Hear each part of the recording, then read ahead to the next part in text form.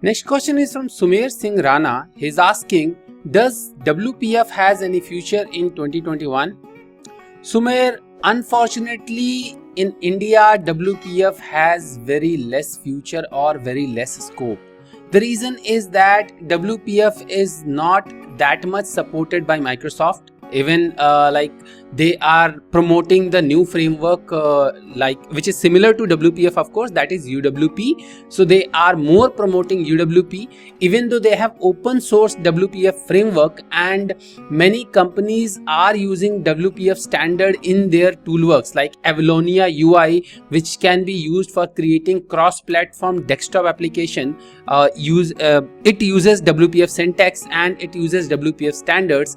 However, there are no new developments, and whenever a company is planning to start a new cross-platform desktop application, they will either go with UWP, Uno, or they will either go with web technologies, like using web technologies to create cross-platform desktop applications using tools like Electron, Photino, or Chromely.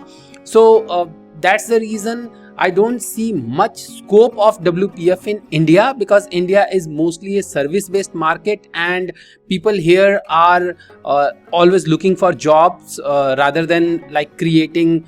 I mean, that's not a statement, but I would say that out of 100% of the population, like 70-80% are into jobs and only 20-30% are into your startups or creating a company. And even though those who are into creating startups, companies, or technology based application and everything, they mainly go into whatever is available in the market, which has more resources and which are readily available, so which are mostly native technologies, or if they have to develop cross-platform desktop application, they primarily go with some web frameworks with Electron, so they go with those kind of things. However, WPF is not that considered. Even if they go with Windows technologies, they will go with UWP instead of WPF.